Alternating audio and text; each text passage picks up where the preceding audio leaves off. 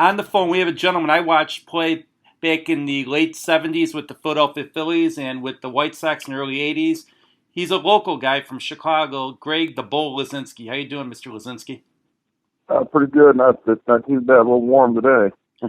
It's like fall here, the weather we got here in Chicago. Yeah, it's in the 90s today, and it's beautiful. I like warm weather, so I got what I wish for. That'll teach you. Yeah. I see that you went to Notre Dame High School. Did you play baseball in high school?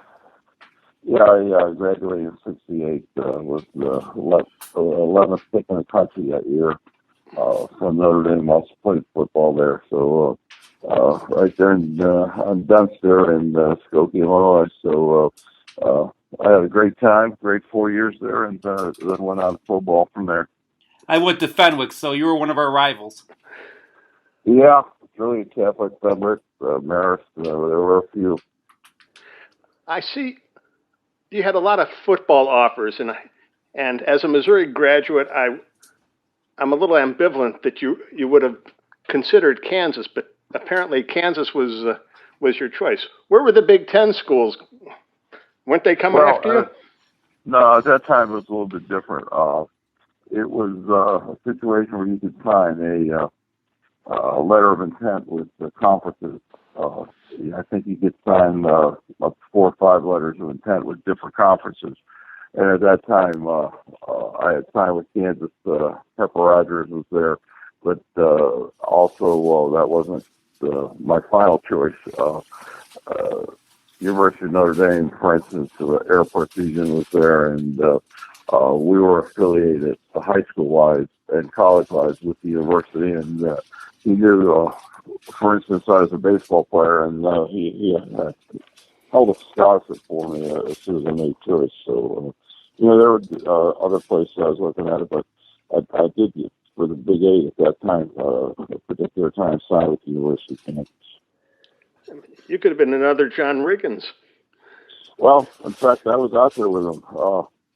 Bobby Douglas and Riggins were at Kansas, and when I was recruited out there, they were the guys that took me around campus. What made you? You would have been another Gale Sayers, though. Well, Gale Sayers, believe it or not, took me to a few Bulls basketball games back in the time when he was with Chicago Bears, and obviously he was doing his work recruiting for trying to recruit for Kansas, and it was a great time. At the time, I remember going to watch the Bulls play with him a couple times, and he was doing his job for the university, and it worked. So, I had some good times with him. What made you choose baseball over football?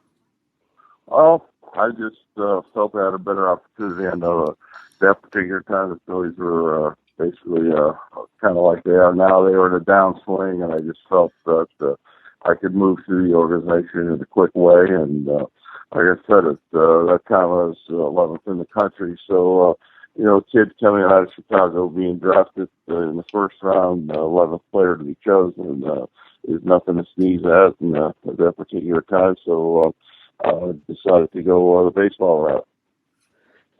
You didn't spend a whole lot of time in the minor leagues, but what was the experience like? Well, I started out in South Dakota and Huron, and was there for a brief time, 3 months, and then I basically spent 3 years in the minors. Went to the big leagues in the 1970s. I was like 19 years old and stayed in 72. So minor leagues, it's not an easy life. It might be a little easier now than it was before, but there were a lot of long bus trips, a lot of hours in that bus, a lot of hours at the ballpark.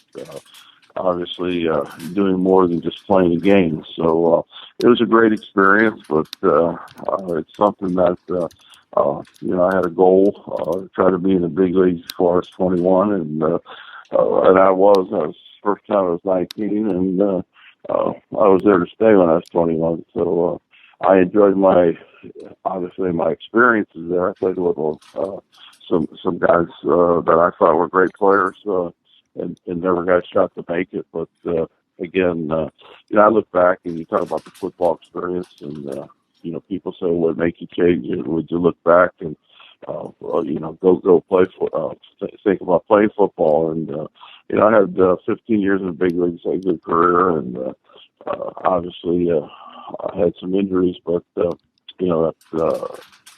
took away short in my career. But I wouldn't exchange it for anything. I was fortunate enough to play on 4 teams that had a chance to go to the World Series. One of them did, and we beat Kansas City in 1980, and it was a great experience because it was Philadelphia's first World Series experience.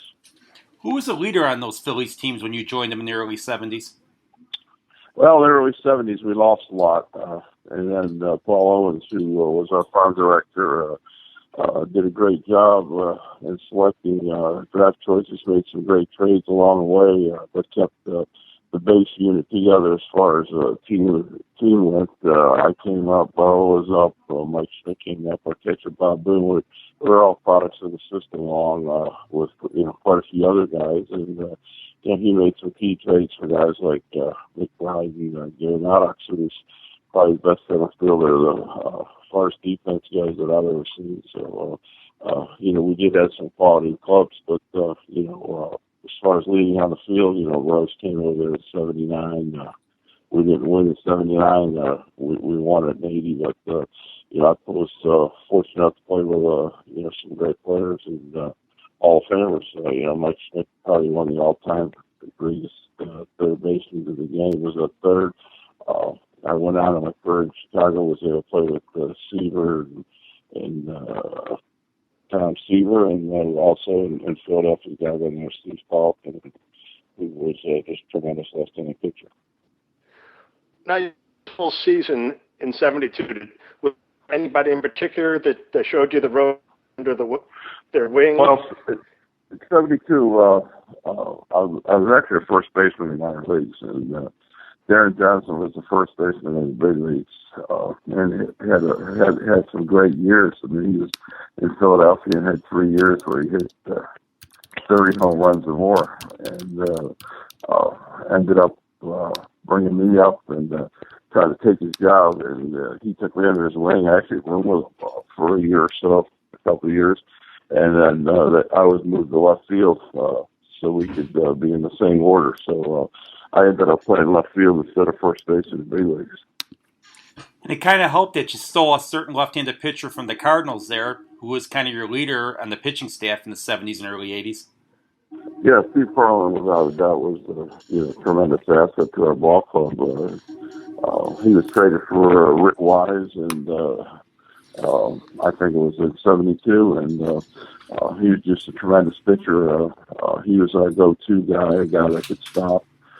He was our stopper, a guy that could go out there and consistently keep us in games. And like I said, he's a Hall of Fame pitcher. Yes.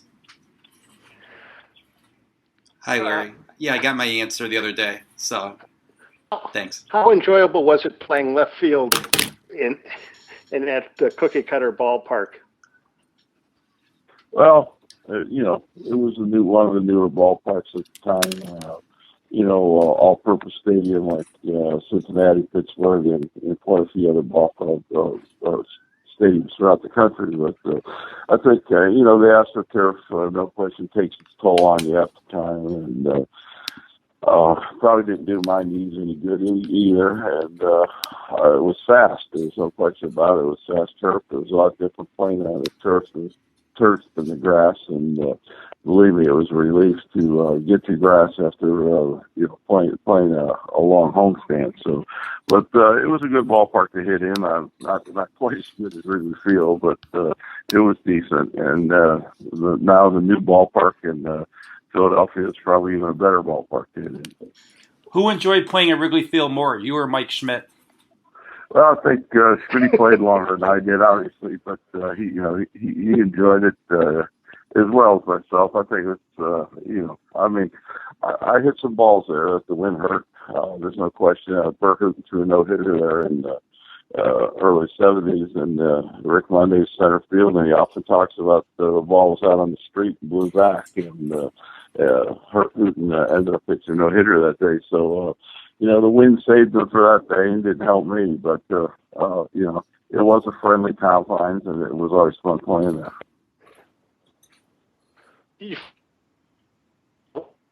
MVP. Which year was more frustrating, 5 or 77? Well, I was second twice in MVP. Joe Morgan and Foster. I thought 1 year I should have definitely had a share of it with Foster due to the fact that they said the reason I lost it the year before was because Cincinnati made the playoffs and Philadelphia didn't. And then the following year, we made the playoffs and Cincinnati didn't. But yeah, they came second in voting. You know, it's something to be proud of. I always feel like I should have had one of them out of those 2 years, but it didn't work out that way. And fortunately for me, throughout my career, I was consistently throughout my career in the top 10. You know, in voting, and got a lot of votes in previous years as far as the MVP goes. How did the Phillies change when Dallas Green took over as manager? Well, he was a little bit different. There's, no question about that. I think he tried to bring in the discipline aspect of the game, and not that Danny didn't have it. He just had a little different style. And Dallas was there for minor league coordinator. He was actually my first manager in organized baseball, so I knew I had a little head start on him. Knew what he was. How he was going to be, but obviously, we won it in 1980, and I have nothing but good things to say about it. How much did you hear about the Whiz Kids? How much did you hear about the '64 Phillies? Well, I probably hear more about '64 than the Whiz Kids. Gene Mock went with a couple three starters down the stretch, and they ended up losing quite a few games. It was 10 games in the 16 league. So, you should look back at it and you think that's pretty tough thing to do. But not only did they have to lose those games, St. Louis had to win and catch them. What I never got is when the Phillies and Cubs played in that historic game 23-22 in 1979. Why didn't you start that game? I was hurt. I had a pulled muscle, and I was out. In fact, I believe I was intentionally walked in that game. So it was a crazy game, but I wasn't on the DL at the time, but I couldn't go out there every day and play.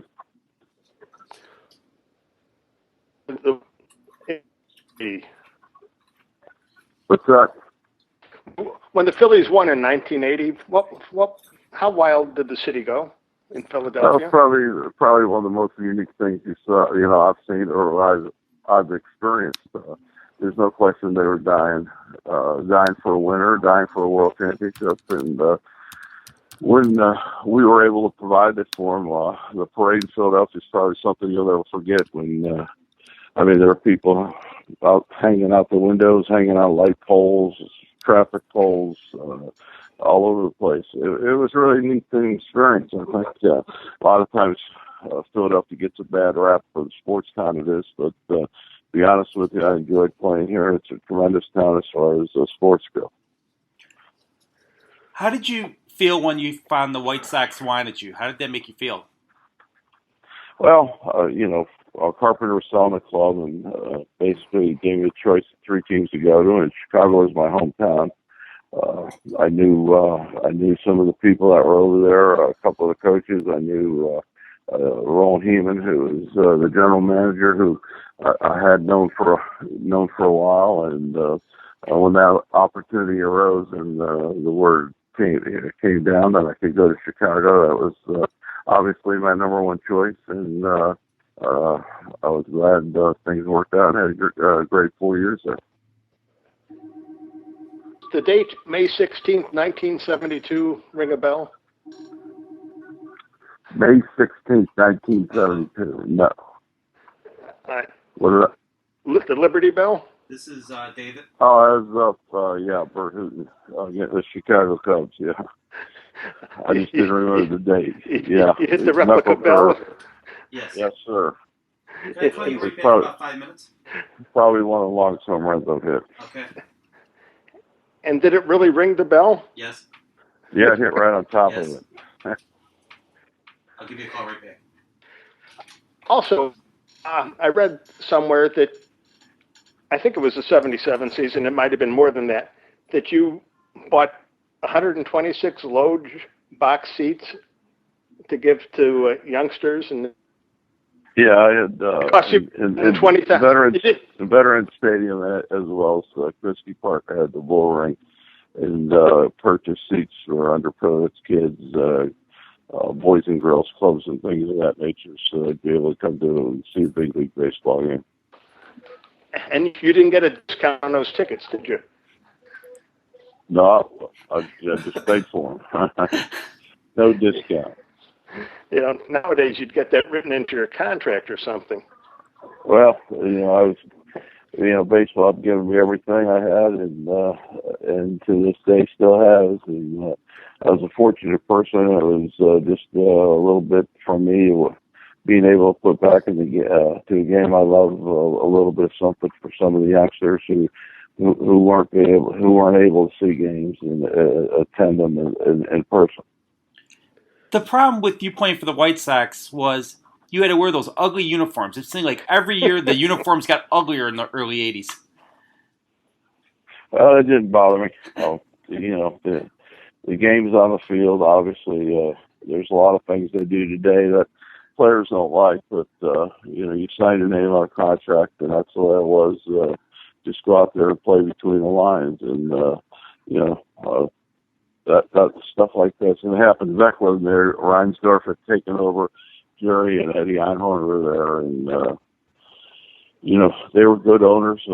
They're still there at the present time, and they're two of the nice people I met, and they straightened that out pretty quick. What was playing for Tony La Russa like? That was the greatest experience, one of the greatest experiences I had. I said I still stay in touch with Tony. Tony's now with Arizona, obviously, going into the Hall of Fame, and my congratulations to him. And he was a baseball guy. He was, I had him when he was young in his career. He studied the game of baseball. He knew the game of baseball, and obviously he was very successful at what he did. What made you so successful in those championship series? It seemed like you carried the Phillies in the late 70s. I don't know. I wish I would have been more successful in '83 with the White Sox because, we lost to Baltimore, and I would have had an opportunity to play first base against the Phillies in the World Series, but which would have been pretty unique for me. But obviously, we didn't win it. But I don't know. I think when it comes down to short series like that, teams that make less mistakes and hit the ball, I think pitching becomes a little bit easier in that situation. I think there's more pressure on the hitters than there is the pitchers in those short series to perform. Yeah, I can still envision Tito Landrum hitting a home run for Baltimore. Well, I'm going, Tito Landrum? You didn't have to bring that up. Hey, you didn't throw the pitch. No, it's okay. I missed some of those pitches that were coming in the home plate too. Swinging the bat. We could get Britt Burns some more runs in that game. He pitched a tremendous game. He threw a lot of pitches that game, and we went 10, 11 innings. And like I said, our starter did the job. We just didn't hit the ball that series. I blame Jerry Luzinski. Well, he made mistakes. That's part of the game, and that's what we talk about in playoff situations. Mistakes like that are magnified, and probably nobody felt worse than he did. Situation it came about overrunning the base and getting picked off at second. We had the bases loaded. It's baseball, and things like that happen. What pitcher gave you the hardest time in your career? Well, I don't know. I think the best pitcher I ever faced continually was Tom Seaver. Like I said, he could win with his bad stuff.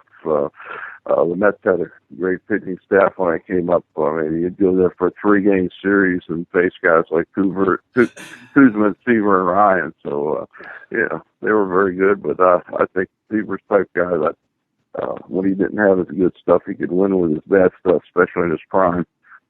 And again, he's a Hall of Fame pitcher.